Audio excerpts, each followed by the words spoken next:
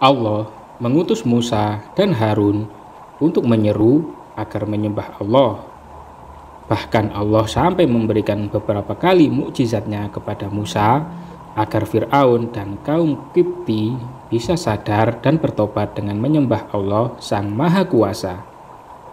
Namun, Fir'aun dan kaum Qibti terus-menerus berada dalam pengingkaran, kesewenang-wenangan, dan pembangkangan karena mengikuti raja mereka, Fir'aun, untuk menentang Nabi, Rasul, dan Kalimullah. Tidak ada yang beriman di antara mereka, selain hanya segelintir orang saja. Allah berfirman, "Maka tidak ada yang beriman kepada Musa, selain keturunan dari kaumnya dalam keadaan takut bahwa Fir'aun dan para pemuka kaumnya akan menyiksa mereka. Dan sungguh Fir'aun itu benar-benar telah berbuat sewenang-wenang di bumi dan benar-benar termasuk orang yang melampaui batas." Quran Surat Yunus ayat 83. Allah mewahyukan kepada Musa dan saudaranya Harun untuk membuat rumah-rumah tersendiri bagi mereka, tidak seperti rumah-rumah kaum Qibti, agar mereka siap-siap pergi saat perintah Allah tiba, agar mereka semua saling mengenali rumah masing-masing.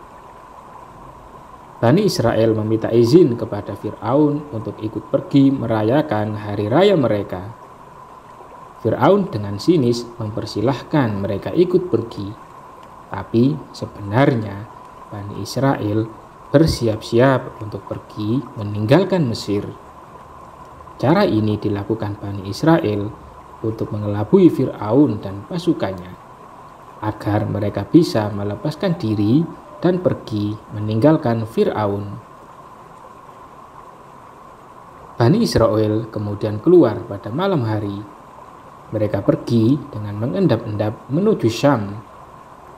Saat Fir'aun mengetahui Bani Israel melarikan diri, ia sangat marah sekali. Ia langsung memobilisasi pasukan dan memerintahkan untuk mengejar dan menumpas mereka semua. Fir'aun bergerak bersama pasukannya untuk mengejar Bani Israel. Ia berada di tengah-tengah pasukan besar. Mereka berhasil menyusul saat matahari terbit. Kedua kubu saling melihat dengan jelas. Masing-masing melihat kubu lawannya dan memastikan memang benar. Tidak lagi tersisa kesempatan apapun selain perang, perdebatan, atau pembelaan. Saat itulah kaum Musa dengan takut mengatakan, "Kita benar-benar akan tersusul." Karena terjepit, tidak ada lagi jalan selain menerjang lautan, dan itu tentu tidak bisa dilakukan siapapun. Sisi kanan dan kiri ada gunung tinggi menjulang, sementara Fir'aun telah menutup jalan dan berhadapan dengan mereka. Bani Israel melihat Fir'aun dengan pasukannya yang begitu banyak dan bersenjata lengkap. Saat itu mereka benar-benar takut pada Fir'aun karena mereka selalu diperlakukan hina dan diperdaya di bawah kekuasaannya. Kaum Bani Israel mengadu kepada Musa atas apa yang mereka saksikan. Musa berkata, "Sekali-kali tidak akan tersusul. Sesungguhnya Robku bersamaku. Dia akan memberi petunjuk kepadaku." Saat itu Musa berada di barisan belakang. Ia kemudian maju ke depan. Melihat lautan dengan ombak besar yang menggulung mengeluarkan buih, saat itu ia mengatakan, "Disinilah aku diperintahkan." Musa disertai saudaranya Harun dan Yusha bin Nun berada di dekat lautan. Kala itu situasi kian genting, gawat, dan Fir'aun beserta seluruh pasukannya mendekat dengan kesungguhan hati, diperkuat dengan persenjataan, juga dengan amarah dan kedengkian.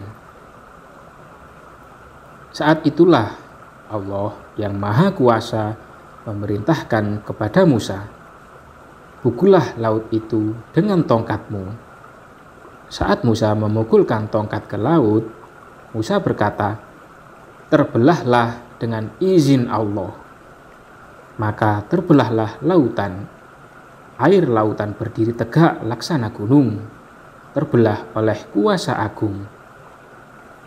Allah memerintahkan angin barat untuk menyapu kerikil-kerikil hitam lautan, hingga dasar laut berubah menjadi tanah kering yang tidak melekat pada kaki-kaki kuda dan hewan. Allah memerintahkan Musa untuk melintas bersama kaumnya. Mereka segera turun melintas dengan senang. Mereka menyaksikan sebuah hal besar yang membuat mata tercengang dan memberikan petunjuk pada hati orang-orang mukmin. Setelah Musa bersama kaumnya melintas secara keseluruhan dan keluar dari lautan, saat itulah pasukan garis depan Fir'aun baru masuk. Saat itu Musa bermaksud memukulkan tongkat ke lautan agar kondisi laut kembali seperti sedia kala, agar Fir'aun dan pasukannya tidak bisa mengejar. Tapi Allah memerintahkan agar lautan tetap dibiarkan seperti itu. Saat Musa membiarkan lautan dalam kondisi terbelah dan Fir'aun tiba di tepi pantai, ia melihat sesuatu yang dahsyat. Kondisi ini membuatnya tercengang dan ia tahu betul bahwa apa yang dilihatnya adalah pekerjaan Rob yang mulia. Fir'aun berhenti dan tidak maju. Ia menyesal karena mengejar Bani Israel dalam situasi seperti ini di saat penyesalan tiada lagi berguna. Namun, Fir'aun memperlihatkan sikap tangguh dan kuat di hadapan para pasukannya dan memperlakukan mereka layaknya musuh. Fir'aun berkata kepada para pasukannya, "Lihatlah bagaimana lautan ini terbelah, agar aku bisa mengejar budak-budakku yang melarikan diri dari kekuasaanku, menyimpang dari ketaatanku dan meninggalkan negeriku." Ia bersembunyi di barisan belakang dengan harapan bisa selamat. Namun, ia terlihat maju mundur. Jibril menampakkan diri dalam wujud seorang penunggang kuda perawan, lalu melintas di hadapan kuda jantan yang ditunggangi Fir'aun. Kuda yang ditunggangi Fir'aun meringik dan menghampiri kuda yang ditunggangi Jibril. Fir'aun kemudian masuk ke dalam lautan, hingga mendahului kuda dengan tangkas dan cepat. Saat para pasukan melihat Fir'aun telah mengarungi lautan, maka semuanya menyusul hingga semuanya berada di lautan. Setelah bagian depan hendak mencapai tepi, Allah memerintahkan Musa untuk memukul lautan dengan tongkat. Musa memukul lautan dengan tongkat. Lautan kembali menyatu seperti sedia kala dan menenggelamkan mereka semua. Tak seorang pun selamat. Allah berfirman, "Dan kami selamatkan Bani Israel melintasi laut. Kemudian Fir'aun dan bala tentaranya mengikuti mereka untuk menzalimi dan menindas mereka. Sehingga ketika Fir'aun hampir tenggelam, dia berkata, 'Aku percaya bahwa tidak ada Tuhan melainkan Rob yang dipercayai oleh Bani Israel. Dan aku termasuk orang-orang muslim. Mengapa baru sekarang kamu beriman? Padahal sesungguhnya engkau telah durhaka sejak dahulu, dan engkau termasuk orang yang berbuat kerusakan. Maka pada hari ini kami selamatkan jasadmu agar engkau dapat menjadi pelajaran bagi orang-orang yang datang setelahmu. Tetapi kebanyakan manusia tidak mengindahkan tanda-tanda kekuasaan kami." Quran Surat Yunus ayat 90-92. Ibnu Abbas mengatakan, Sebagian Bani Israel meragukan kematian Fir'aun. Bahkan ada yang mengatakan bahwa Fir'aun tidak mati.